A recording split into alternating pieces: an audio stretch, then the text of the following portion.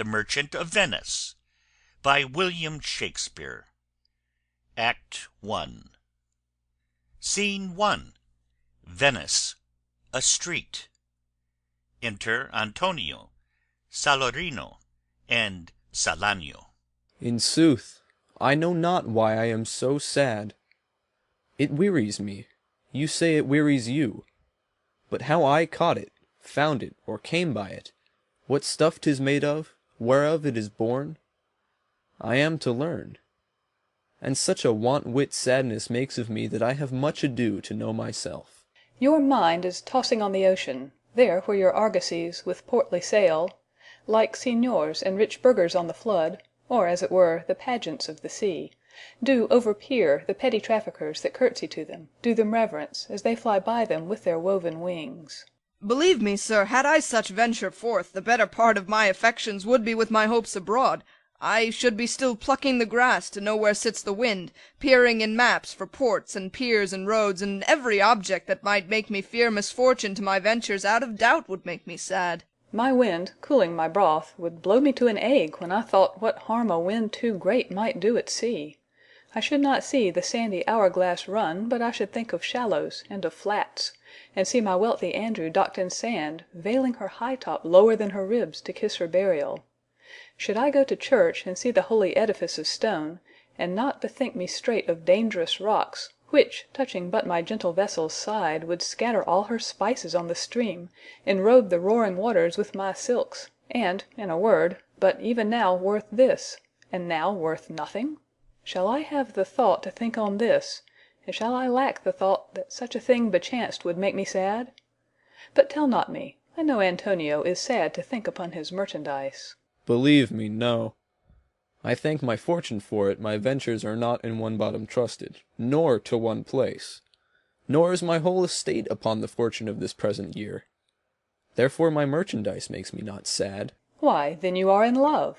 Fie, fie. Not in love neither? Then let us say you are sad because you are not merry, and 'twere as easy for you to laugh and leap and say you are merry because you are not sad. Now, by two-headed Janus, nature hath framed strange fellows in her time, some that will evermore peep through their eyes, and laugh like parrots at a bagpiper, and others of such vinegar aspect that they'll not show their teeth in way of smile, though Nestor swear the jest be laughable. Enter Bassanio, Lorenzo, and Gratiano. Here comes Bassanio, your most noble kinsman, Gratiano and Lorenzo. Fare you well. We leave you now with better company. I would have stayed till I had made you merry, if worthier friends had not prevented me. Your worth is very dear in my regard. I take it your own business calls on you, and you embrace the occasion to depart. Good morrow, my good lords. Good signors both, when shall we laugh? Say when. You grow exceeding strange, must it be so? We'll make our leisures to attend on yours. Exeunt Salarino and Salanio. My lord Bassanio, since you have found Antonio, we too will leave you, but at dinner time, I pray you have in mind where we must meet. I will not fail you. You look not well, Signor Antonio. You have too much respect upon the world. They lose it that do buy it with much care. Believe me, you are marvelously changed. I hold the world but as the world, Gratiano, a stage where every man must play a part, and mine a sad one. Let me play the fool. With mirth and laughter let old wrinkles come, and let my liver rather heat with wine than my heart cool with mortifying groans. Why should a man whose blood is warm within sit like his grandsire, cut in alabaster, sleep when he wakes, and creep into the jaundice by being peevish? I tell thee what, Antonio, I love thee, and 'tis my love that speaks. There are a sort of men whose visages do cream and mantle like a standing pond, and do a wilful stillness entertain, with purpose to be dressed in an opinion of wisdom, gravity, profound conceit, as who should say, I am Sir Oracle, and when I ope my lips, let no dog bark. Oh, my Antonio, I do know of these that therefore only are reputed wise for saying nothing, when, I am very sure, if they should speak, would almost damn those ears which, hearing them, would call their brothers fools. I'll tell thee more of this another time, but fish not with this melancholy bait, for this fool gudgeon, this opinion. Come, good Lorenzo, fare ye well awhile. I'll end my exhortation after dinner. Well, we will leave you then till dinner time. I must be one of these same dumb wise men, for Gratiano never lets me speak. Well, keep me company but 2 years mo, and thou shalt not know the sound of thine own tongue. Fare you well. I'll grow a talker for this gear. Thanks, i' faith, for silence is only commendable in a neat's tongue dried, and a maid not vendible. Exeunt Gratiano and Lorenzo. Is that anything now? Gratiano speaks an infinite deal of nothing, more than any man in all Venice. His reasons are as 2 grains of wheat hid in 2 bushels of chaff. You shall seek them all day ere you find them, and when you have them, they are not worth the search. Well, tell me now, what lady is the same to whom you swore a secret pilgrimage that you today promised to tell me of? 'Tis not unknown to you, Antonio, how much I have disabled mine estate, by something showing a more swelling port than my faint means would grant continuance. Nor do I now make moan to be abridged from such a noble rate. But my chief care is to come fairly off from the great debts wherein my time something too prodigal hath left me gaged. To you, Antonio, I owe the most, in money and in love, and from your love I have a warranty to unburden all my plots and purposes how to get clear of all the debts I owe. I pray you, good Bassanio, let me know it, and if it stand as you yourself still do within the eye of honour, be assured, my purse, my person, my extremest means lie all unlocked to your occasions. In my school days, when I had lost one shaft, I shot his fellow of the selfsame flight, the selfsame way with more advised watch, to find the other forth, and by adventuring both I oft found both. I urge this childhood proof, because what follows is pure innocence. I owe you much, and like a wilful youth that which I owe is lost. But if you please to shoot another arrow that self way which you did shoot the first, I do not doubt as I will watch the aim, or to find both, or bring your latter hazard back again, and thankfully rest debtor for the first. You know me well, and herein spend but time to wind about my love with circumstance. And out of doubt you do me now more wrong in making question of my uttermost than if you had made waste of all I have. Then do but say to me what I should do that in your knowledge may by me be done, and I am pressed unto it. Therefore speak. In Belmont is a lady richly left, and she is fair, and fairer than that word, of wondrous virtues. Sometimes from her eyes I did receive fair speechless messages. Her name is Portia, nothing undervalued to Cato's daughter, Brutus Portia. Nor is the wide world ignorant of her worth, for the 4 winds blow in from every coast renowned suitors. And her sunny locks hang on her temples like a golden fleece, which makes her seat of Belmont Colchos strand, and many Jasons come in quest of her. O my Antonio, had I but the means to hold a rival place with one of them, I have a mind presages me such thrift, that I should questionless be fortunate. Thou knowest that all my fortunes are at sea, neither have I money nor commodity to raise a present sum. Therefore go forth, try what my credit can in Venice do, that shall be racked even to the uttermost to furnish thee at Belmont, fair Portia. Go presently, inquire, and so will I, where money is. And I no question make to have it of my trust or for my sake. Exeunt. Scene 2. Belmont. A room in Portia's house. Enter Portia and Nerissa. By my troth, Nerissa, my little body is aweary of this great world. You would be, sweet madame, if your miseries were in the same abundance as your good fortunes are. And yet, for aught I see, they are as sick that surfeit with too much as they that starve with nothing. It is no mean happiness, therefore, to be seated in the mean. Superfluity comes sooner by white hairs, but competency lives longer. Good sentences, and well pronounced. They would be better if well followed. If to do were as easy as to know what were good to do, chapels had been churches, and poor men's cottages princes' palaces. It is a good divine that follows his own instructions.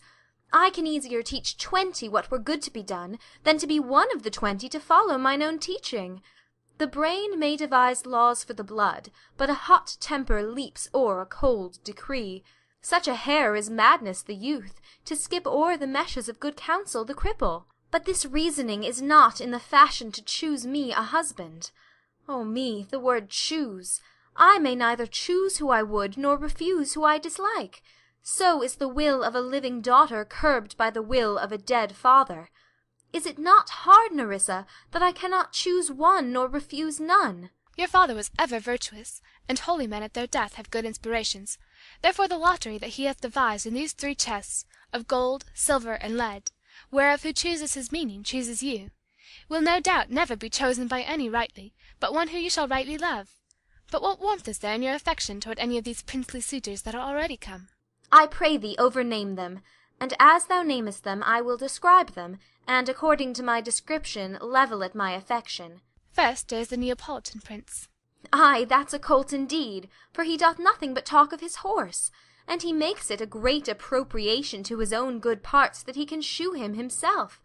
I am much afeard my lady his mother played false with a smith. Then there is the County Palatine.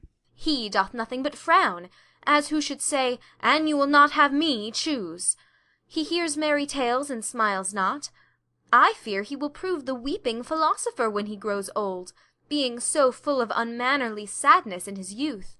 I had rather be married to a death's head with a bone in his mouth than to either of these. God defend me from these 2. How say you by the French lord, Monsieur Le Bon? God made him, and therefore let him pass for a man. In truth, I know it is a sin to be a mocker, but why, he hath a horse better than the Neapolitans, a better bad habit of frowning than the Count Palatine. He is every man in no man. If a throstle sing, he falls straight a capering. He will fence with his own shadow. If I should marry him, I should marry 20 husbands. If he would despise me, I would forgive him, for if he love me to madness, I shall never requite him. What say you, then, to Falconbridge, the young Baron of England? You know I say nothing to him, for he understands not me, nor I him. He hath neither Latin, French, nor Italian, and you will come into the court and swear that I have a poor pennyworth in the English. He is a proper man's picture, but alas, who can converse with a dumb show? How oddly he is suited! I think he bought his doublet in Italy, his round hose in France, his bonnet in Germany, and his behaviour everywhere. What think you of the Scottish lord, his neighbour? That he hath a neighbourly charity in him, for he borrowed a box of the ear of the Englishman, and swore he would pay him again when he was able. I think the Frenchman became his surety, and sealed under for another. How like you the young German, the Duke of Saxon, his nephew? Very vilely in the morning when he is sober, and most vilely in the afternoon when he is drunk. When he is best, he is a little worse than a man, and when he is worst, he is little better than a beast. And the worst fall that ever fell, I hope I shall make shift to go without him. If he should offer to choose, and choose the right casket, you should refuse to perform your father's will if you should refuse to accept him. Therefore, for fear of the worst, I pray thee set a deep glass of Rhenish wine on the contrary casket, for if the devil be within, and that temptation without, I know he will choose it.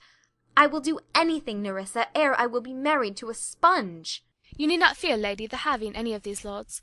They have acquainted me with their determinations, which is indeed to return to their home, and to trouble you with no more suit, unless you may be won by some other sort than your father's imposition, depending on the caskets. If I live to be as old as Sibylla, I will die as chaste as Diana, unless I be obtained by the manner of my father's will. I am glad this parcel of wooers are so reasonable, for there is not one among them but I dote on his very absence, and I pray God grant them a fair departure. Do you not remember, lady, in your father's time, a Venetian, a scholar and a soldier, that came hither in company of the Marquis of Montferrat? Yes, yes, it was Bassanio. As I think, so was he called. True, madame. He, of all the men that ever my foolish eyes looked upon, was the best deserving a fair lady. I remember him well, and I remember him worthy of thy praise. Enter a servant. How now, what news? The 4 strangers seek for you, madam, to take their leave, and there is a forerunner come from a 5th, the Prince of Morocco, who brings word the prince, his master, will be here tonight. If I could bid the 5th welcome with so good heart as I can bid the other 4 farewell, I should be glad of his approach.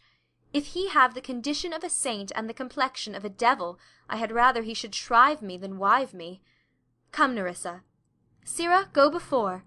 Whilst we shut the gate upon one wooer, another knocks at the door. Exeunt. Scene 3. Venice, a public place. Enter Bassanio and Shylock. 3,000 ducats. Well. Ay, sir, for 3 months. For 3 months. Well. For the which, as I told you, Antonio shall be bound. Antonio shall become bound. Well. May you stead me? Will you pleasure me? Shall I know your answer? 3,000 ducats for 3 months, and Antonio bound. Your answer to that? Antonio is a good man. Have you heard any imputation to the contrary? No, no, no, no. My meaning in saying he is a good man is to have you understand me that he is sufficient. Yet his means are in supposition. He hath an argosy bound to Tripolis, another to the Indies. I understand, moreover, upon the Rialto he hath a 3rd at Mexico, a 4th for England, and other ventures he hath squandered abroad. But ships are but boards, sailors but men. There be land rats and water rats, land thieves and water thieves, I mean pirates. And then there is the peril of waters, winds, and rocks. The man is, notwithstanding, sufficient. 3,000 ducats. I think I may take his bond. Be assured you may. I will be assured I may. And that I may be assured, I will bethink me. May I speak with Antonio? If it please you to dine with us. Yes, to smell pork, to eat of the habitation which your prophet the Nazarite conjured the devil into. I will buy with you, sell with you, talk with you, walk with you, and so following, but I will not eat with you, drink with you, nor pray with you. What news on Rialto? Who is he comes here? Enter Antonio. This is Signor Antonio. Aside. How like a fawning publican he looks. I hate him, for he is a Christian, but more for that in low simplicity he lends out money gratis, and brings down the rate of usance here with us in Venice. If I can catch him once upon the hip, I will feed fat the ancient grudge I bear him. He hates our sacred nation, and he rails even there where merchants most do congregate on me, my bargains, and my well-won thrift, which he calls interest. Cursed be my tribe if I forgive him. Shylock, do you hear? I am debating of my present store, and by the near guess of my memory, I cannot instantly raise up the gross of full 3,000 ducats. What of that? Tibble, a wealthy Hebrew of my tribe, will furnish me. But soft, how many months do you desire? To Antonio. Rest you fair, good signor. Your worship was the last man in our mouths. Shylock, albeit I neither lend nor borrow by taking nor by giving of excess, yet, to supply the ripe wants of my friend, I'll break a custom. To Bassanio. Is he yet possessed how much ye would? Ay, 3,000 ducats. And for 3 months. I had forgot. 3 months, you told me so. Well then, your bond. And let me see. But hear you, methought you said you neither lend nor borrow upon advantage. I do never use it. When Jacob grazed his uncle Laban's sheep, this Jacob from our holy Abram was, as his wise mother wrought in his behalf, the 3rd possessor. Ay, he was the 3rd. And what of him? Did he take interest? No, not take interest, not as you would say, directly interest. Mark what Jacob did. When Laban and himself were compromised that all the eanlings which were streaked and pied should fall as Jacob's hires, the ewes, being rank, in end of autumn turned to the rams. And when the work of generation was between these woolly breeders in the act, the skilful shepherd peeled me certain wands, and in the doing of the deed of kind he stuck them up before the fulsome ewes, who then conceiving did in eaning time fall party-coloured lambs, and those were Jacob's. This was a way to thrive, and he was blessed. And thrift is blessing, if men steal it not. This was a venture, sir, that Jacob served for, a thing not in his power to bring to pass, but swayed and fashioned by the hand of heaven. Was this inserted to make interest good? Or is your gold and silver ewes and rams? I cannot tell, I make it breed as fast. But note me, signor. Mark you this, Bassanio. The devil can cite Scripture for his purpose. An evil soul producing holy witness is like a villain with a smiling cheek, a goodly apple rotten at the heart. Oh, what a goodly outside falsehood hath. 3,000 ducats. 'Tis a good round sum. 3 months from 12, then let me see the rate. Well, Shylock, shall we be beholding to you? Signor Antonio, many a time and oft in the Rialto you have rated me about my moneys and my usances. Still have I borne it with a patient shrug, for sufferance is the badge of all our tribe. You call me misbeliever, cutthroat dog, and spet upon my Jewish gaberdine, and all for use of that which is mine own. Well then, it now appears you need my help. Go to then. You come to me and you say, Shylock, we would have moneys. You say so. You that did void your rheum upon my beard, and foot me as you spun a stranger cur over your threshold. Moneys is your suit. What should I say to you? Should I not say, hath a dog money? Is it possible a cur can lend 3,000 ducats?